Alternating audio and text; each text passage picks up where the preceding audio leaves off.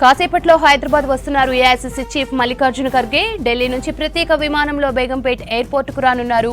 అక్కడి నుంచి తాజ్ కృష్ణాకు వెళ్లి కాసేపు రెస్ట్ తీసుకుంటారు. ఇక మధ్యాహ్నం 3 గంటలకు ఎల్బీ స్టేడియంలో జరగనున్న బూత్ లెవెల్ మీటింగ్ కు అటెండ్ కానున్నారు ఖర్గే. రాష్ట్రంలోని అన్ని పోలింగ్ బూత్ల నేతలు ఈ సమావేశానికి హాజరవుతారు. లోక్సభ ఎన్నికలకు సంబంధించి క్యాడర్ కు దిశానిర్దేశం చేయనున్నారు ఖర్గే. మొత్తం 35,000 మంది ప్రతినిధులు ఈ మీటింగ్ కు అటెండ్ కానున్నారు.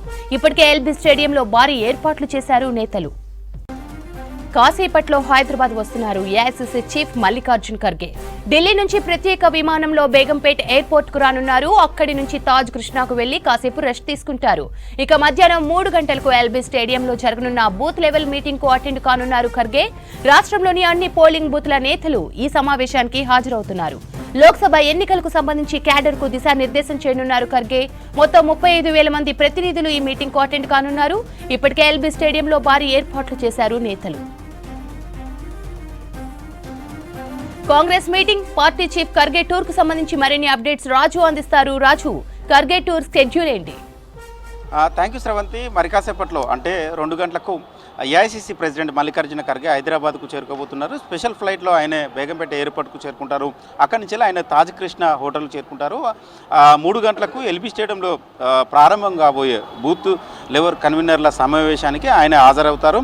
3 గంటల నుంచి 5 గంటల వరకు ఆ సమావేశంలో ఆయన ఉంటారు. ప్రధానంగా పార్లమెంట్ ఎన్నికల నేపథ్యంలో బూత్ కన్వీనర్లతోని కాంగ్రెస్ పార్టీ సమావేశం ఏర్పాటు చేసింది. ఎందుకంటే మొన్న రీసెంట్గా అసెంబ్లీ ఎన్నికల సమయంలో కాంగ్రెస్ పార్టీ గెలుపు కోసం కృషి చేసిన ప్రధాన బూత్ లెవెల్ కన్వీనర్లే అని కాంగ్రెస్ పార్టీ భావిస్తుంది. ఇప్పటికే పార్లమెంట్ ఎన్నికలకు సంబంధించిన సన్నాహక సమావేశాలు కూడా నిర్వహిస్తుంది. ఇప్పటికే ప్రభుత్వం ఏర్పడిన తర్వాత రాబోయే పార్లమెంట్ ఎన్నికల్లో ఏ విధంగా పనిచేయాలి, క్యాడర్ కావచ్చు, లీడర్స్ కావచ్చు, అదేవిధంగా గ్రౌండ్ లెవెల్లో ఉన్న కార్యకర్తలు కావచ్చు, ఏ విధంగా పనిచేయాలనే దానిపైన ఒక దిశానిర్దేశం అయితే జరుగుతుంది. పిఎస్సి సమావేశం కావచ్చు, పిసిసి విస్తృత స్థాయి సమావేశంలో కావచ్చు, అదేవిధంగా ఎంసీహెచ్ఆర్డీలో జరిగిన సమావేశంలో కావచ్చు. ప్రధానంగా పార్లమెంట్ ఎన్నికల్లో తెలంగాణలో 17 పార్లమెంట్ స్థానాలు ఉన్నాయి. మెజార్టీ పార్లమెంట్ స్థానాలను కైవసం చేసుకునే లక్ష్యంగా ఏ విధంగా ముందుకెళ్లాల దానిపైన ఒక కసరత్తే కొనసాగుతుంది. అయితే ఇవాళ ఎల్బీ స్టేడియంలో రాష్ట్ర వ్యాప్తంగా 35,000 బూత్ కన్వీనర్లు ఉన్నారు కాంగ్రెస్ పార్టీకి. ఆ బూత్ కన్వీనర్లకు ఒక దిశానిర్దేశం చేయాలని ఉద్దేశంతో ఇవాళ ఆ సమావేశాన్ని ఏర్పాటు చేసినట్టు తెలుస్తుంది. రానున్న పార్లమెంట్ ఎన్నికల్లో బూత్ కన్వీనర్ల ప్రధాన పాత్ర ఉంటేనే మెజార్టీ సీట్లను కైవసం చేసుకోవాలనేది ఏఐసీసీ సూచన. ఆ సూచనలో భాగంగానే ఇవాళ సమావేశాన్ని ఏర్పాటు చేస్తున్నారు. ఇప్పటికే అంటే రాష్ట్ర వ్యాప్తంగా ఉన్న బూత్ కన్వీనర్లకు దానికి సంబంధించిన ప్రత్యేక పాసులను కూడా అలర్ట్ చేశారు. గాంధీ భవన్లో నిన్న నుంచి పాసులను డిస్ట్రిబ్యూట్ చేస్తున్నారు. ఇవాళ కూడా ఉదయం నుంచి బూత్ కన్వీనర్లు పాసులను తీసుకుని వెళ్తున్నారు. మనతోని కాంగ్రెస్ పార్టీ సీనియర్ నాయకులు కోదండరెడ్డి ఉన్నారు. ఆయన అడిగి తెలుసుకున్నారు. సార్ ఏంటి సార్, అంటే ప్రభుత్వం ఏర్పడిన తర్వాత ఈ మొదటిసారిగా బూత్ కన్వీనర్లతో ఈ సమావేశాన్ని ఏర్పాటు చేశారు. ఇవాళ ఈ సమావేశంలో ప్రధానంగా ఎజెండా ఏమి ఉండబోతుంది, ఎలాంటి అంశాలు ఏఐసీసీ ప్రెసిడెంట్ మల్లికార్జున ఖర్గే చెప్పబోతున్నారు?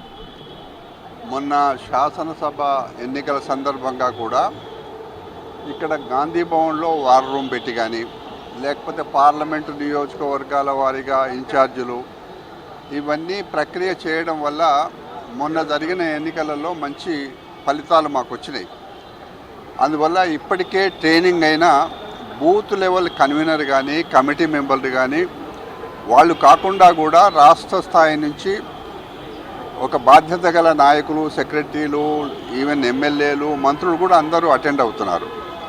మల్లికార్జున్ ఖర్గే గారు ఏఐసీసీ అధ్యక్షుడు రావడానికి కారణం ఏమిటంటే ఈ పార్లమెంట్ ఎన్నికలను ఏఐసీసీ చాలా ప్రతిష్టాత్మకంగా దేశంలోనే మంచి సంఖ్యలో గెలవడానికి ప్రయత్నంలో భాగంగా ఈ తెలంగాణ రాష్ట్రంలో కూడా 17 పార్లమెంటు నియోజకవర్గాలలో దాదాపుగా 1-2 తప్పిస్తే అన్నీ కూడా కాంగ్రెస్ పార్టీ గెలుచుకునే అవకాశాలు ఉన్నాయి. కారణం ఏమిటంటే ఇక్కడ బాగా శిక్షణ పొందిన కార్యకర్తలు కానీ, లేకపోతే గత ప్రభుత్వం ప్రజలకు ఇచ్చిన హామీలు నెరవేరకపోవడం కానీ, జాతీయ స్థాయిలో మోదీ ప్రభుత్వం అనేక రంగాలలో విఫలమైపోయింది.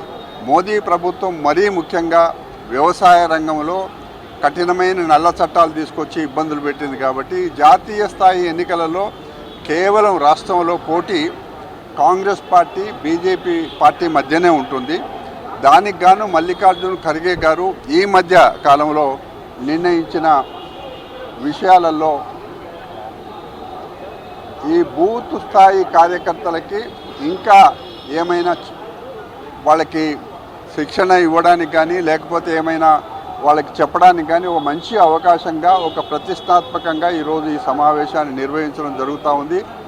అందరూ కూడా కాంగ్రెస్ పార్టీ శ్రేణులంతా కూడా చాలా బాగా హుషారుగా ఉన్నారు, ఉత్సాహంగా ఉన్నారు. మొన్నటి శాసనసభ ఫలితాలు కాంగ్రెస్ శ్రేణులలో బాగా బలం వచ్చేసింది. అందులో ముఖ్యంగా ఈ రాష్ట్రానికి సంబంధించి 6 పథకాలు కూడా ఇప్పటికే అమలుకు దాదాపుగా 2 అయిపోయినాయి. ఇంకా 100 రోజులలో మిగతాయి జరుగుతాయి. కాబట్టి జాతీయ స్థాయిలో ఉండే సమస్యలు కూడా మోదీ ప్రభుత్వం గత 10 సంవత్సరాలలో చెప్పి చేయని విషయాలన్నీ కూడా ఇవాళ ప్రస్తావన జరుగుతుంది. అందులో అనేకంగా అది కాకుండా ముఖ్యంగా ఛత్తీస్గఢ్లో ప్లీనరీ జరిగింది.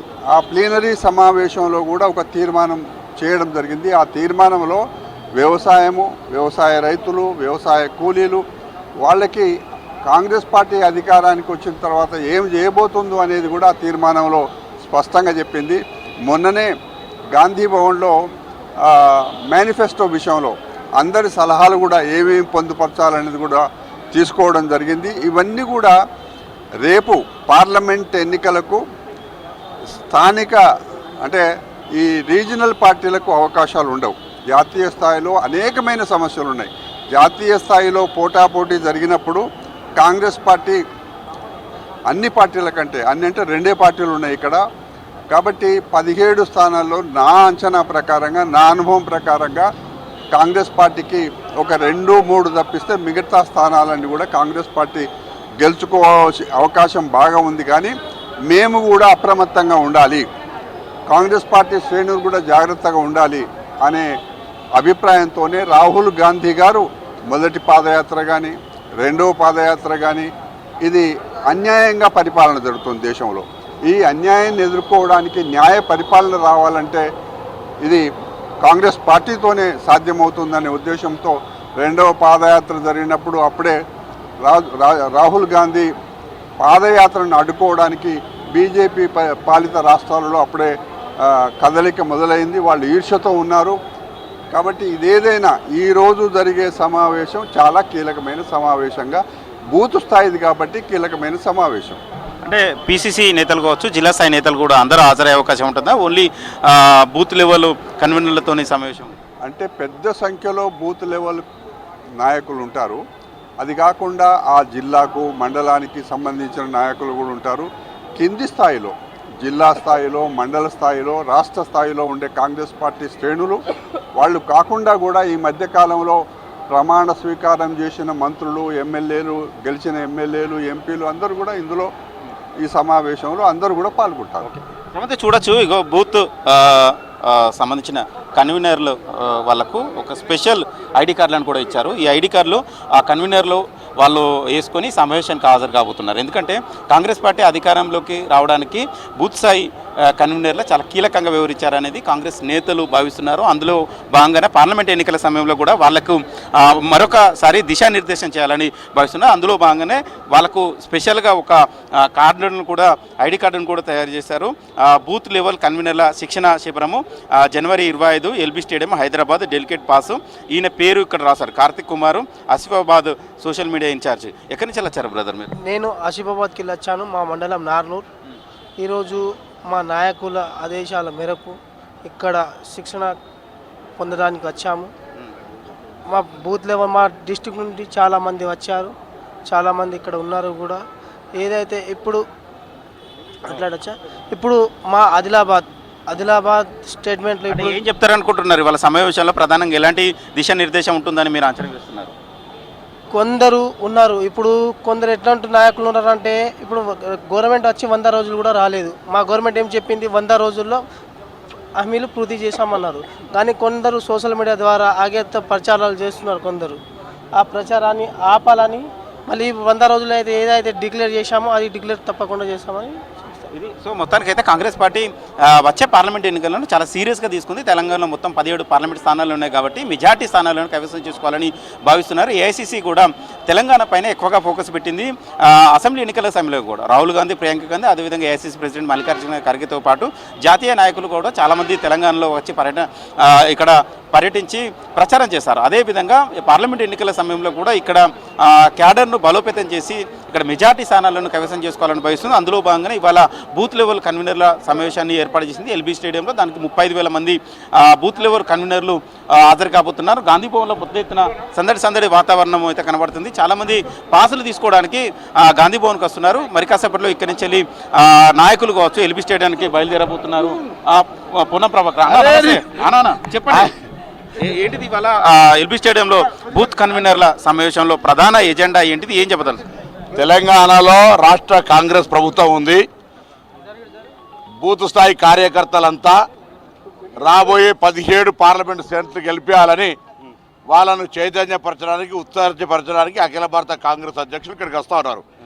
ఇది కాంగ్రెస్ కార్యకర్తలకు గౌరవము, గర్వకారణము. రేపు ప్రతి బూత్ కార్యకర్త ప్రతి బూత్లో గెలవాలనే దీక్షతోటి ఈనాడు ఎల్బీ స్టేడియంలో మల్లికార్జున ఖార్గే గారి ద్వారా సంకల్పం తీసుకొని క్షేత్రస్థాయికి వెళ్ళి రాబోయే పార్లమెంటు సభ్యుల్లో పార్టీ అభ్యర్థులు గెలిపేయడానికి కృషి చేయాలని సందర్భంగా విజ్ఞప్తి చేస్తాను. మీ టార్గెట్ ఏంటిది? పార్లమెంట్ ఎన్నికల్లో ఇక్కడ తెలంగాణలో 17 స్థానాలు ఉన్నాయి. పీసీసీ కావచ్చు, కాంగ్రెస్ అధిష్టానం కావచ్చు, తెలంగాణలో ఎన్ని సీట్లను కైవసం చేసుకోవాలని మేము తెలంగాణలో రాష్ట్ర ప్రభుత్వం అధికారంలోకి వచ్చిన తర్వాత శాసనసభ సమావేశాల్లో జరిపిన రివ్యూ ప్రకారంగా గల్లాగురికి ఖాళీ ఆర్థిక సంక్షోభం తీసుకొచ్చి పెట్టారు. ఇక్కడ రేపు కేంద్రంలో కాంగ్రెస్ పార్టీ ఇండియా కూటమి అధికారంలో రాబోతా ఉంది. ఇక్కడ కూడా తెలంగాణ 17 మంది పార్లమెంట్ సభ్యులు వచ్చినట్టయితే వాళ్ళు గతంలో చెప్పిన డెఫినేషన్ ప్రకారంగా డబుల్ ఇంజన్ సర్కార్ వస్తుంది. ఆ డబుల్ ఇంజన్ సర్కార్ ప్రకారంగా తెలంగాణకు ఫెడరల్ సిస్టమ్ లోపల నిధులు తీసుకొచ్చే అవకాశం ఉంటుంది. కాబట్టి తెలంగాణ ప్రజలు ఆలోచన చేసి కాంగ్రెస్ పార్లమెంట్ సభ్యులను గెలిపించి తెలంగాణ ప్రజల యొక్క సంక్షేమంను డబుల్ ఇంజన్ తోటి పనిచేయించుకుంటారని వాళ్ళందరికీ విజ్ఞప్తి చేస్తా ఉన్నాం. ఇది మొత్తానికైతే కాంగ్రెస్ పార్టీ వచ్చే పార్లమెంట్ ఎన్నికలను చాలా సీరియస్గా తీసుకుంది. తెలంగాణలో మెజార్టీ స్థానాలను కైవసం చేసుకోవాలని భావిస్తుంది. అందులో భాగంగానే ఇవాళ ఎల్బీ స్టేడియంలో బూత్ లెవెల్ కన్వీనర్ల సమావేశాన్ని ఏర్పాటు చేసుకున్నట్లు తెలుస్తుంది. ఇప్పటికే అంటే 50 రోజుల పాటు తెలంగాణలో కాంగ్రెస్ పార్టీ చేసిన కార్యక్రమాలను కావచ్చు ప్రజల్లోకి తీసుకెళ్ళాలి. అదేవిధంగా 100 రోజులలో 6 గ్యారెంటీలు కూడా అమలు చేస్తామని కూడా కాంగ్రెస్ పార్టీ చెప్తుంది. ఇప్పటికే 2 గ్యారెంటీలను అమలు చేస్తుంది. ఇక మరొక 2 గ్యారెంటీలను కూడా ఫిబ్రవరి 1st వీక్లో వాటిని కూడా అమలు చేయబోతున్నట్లు కూడా మంత్రులు కూడా చెప్తున్నారు. సో అంటే ఈ గ్యారెంటీల అమలు కావచ్చు, అదేవిధంగా గత ప్రభుత్వాల వైఫల్యాలను కూడా ప్రజల్లోకి తీసుకెళ్లి ఎండగట్టాలని కూడా కాంగ్రెస్ పార్టీ నేతలు చెప్తున్నారు. దీని అందరినీ పూర్తిగా కోఆర్డినేట్ చేసుకుని బూత్ లెవెల్ కన్వీనర్ల ద్వారా గ్రామాల్లోకి సమాచారాన్ని తీసుకువెళ్ళడానికి ఇవాళ జరగబోయే బూత్ లెవెల్ కన్వీనర్ల సమావేశం చాలా కీలకమైన సమావేశం అని కాంగ్రెస్ నేతలు చెప్తున్నారు. Sravanth. Right Raju, thank you.